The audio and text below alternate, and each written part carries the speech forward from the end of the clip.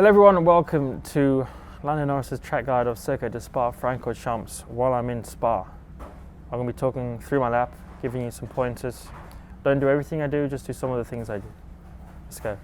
So, first thing we want to do down to turn 1 is make sure you're all the way on the left, almost clipping the grass.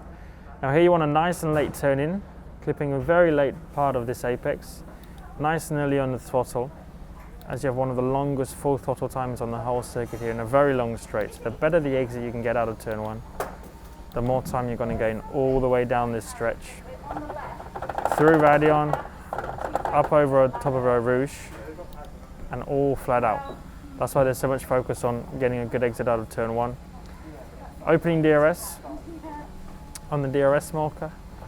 Now it's very important here to get the perfect timing of your braking in your turn in, because you brake and as soon as you brake you start to turn in, but you want to clip this curb nice and tight on the right, open up this left-hander in the middle.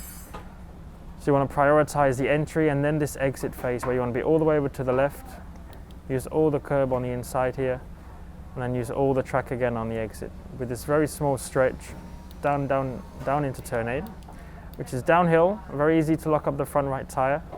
So you want to be nice and light on the brake as you start turning in, but you want to keep it nice and tight all the way through the corner as it's also a little bit off camber.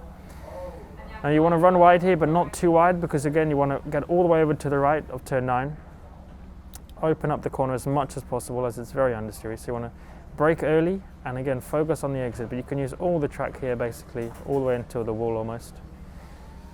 And you come down the hill, all downhill here, down into P1, basically one of the fastest corners on the whole circuit.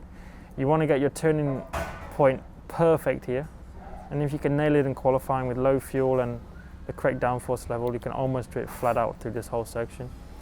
But it is a risk and you don't have to do it flat out. Everyone wants to say they can do it flat out. Down into 13 or 14, or 12 and 13, a long right-hander and then a long left-hander. And you want to just dip your wheel inside the curb on both of these corners, just clipping it because it'll help a little bit with the rotation. Use all the track on the exit, but then make sure you're fully prepared for this next right-hander. Again, clipping the curb just inside the apex, nice and early on the throttle because you have the second longest straight or full throttle period of the whole circuit. More focus on the exit, flat out through this little kink right. You want to be scrubbing the least amount of speed through these little corners here. Little right-hander, little left-hander, up through 8th gear, through Blanchimont, into one of the overtaking opportunities on the whole track and into the big braking zone of the last corner.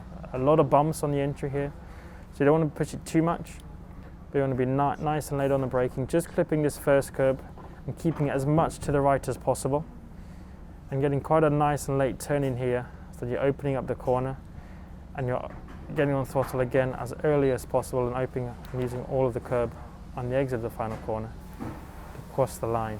And set a lap time of a 3:05. So this is actually Radion. Everyone calls this bit Eau Rouge, but this is Radion. So this bit's nothing too special. Obviously you maximize the overtaking. You have a bit of like a compression here, so your whole body gets kind of squatted and pushed down. I don't know how often you feel that in an actual car on the road. You probably don't really feel it that much, or at all, unless you're driving way too fast and being very naughty. But you get this kind of compression here, and the worst part about all of this is when you're at about this stage here, because all you can see is the sky and the top of the trees on the right.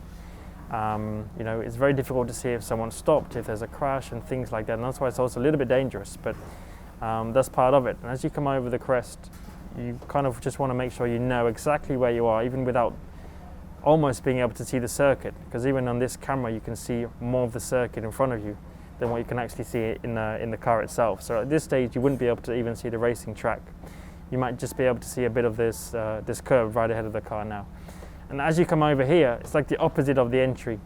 You come over the crest rather than getting compressed, and your whole body is wanting to come up, so your bum almost comes off the bottom of the seat.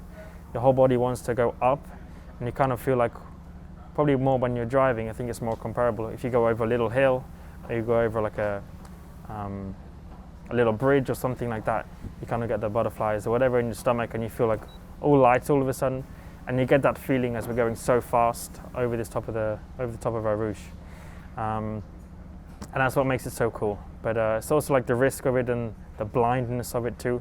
It's not just the fact it's a fast right-hander and like when you go uphill. All of these things put together is what makes a Rouge and Raidillon so special. Hopefully that was useful. It might not have been.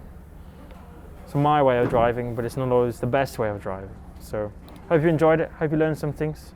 Good luck.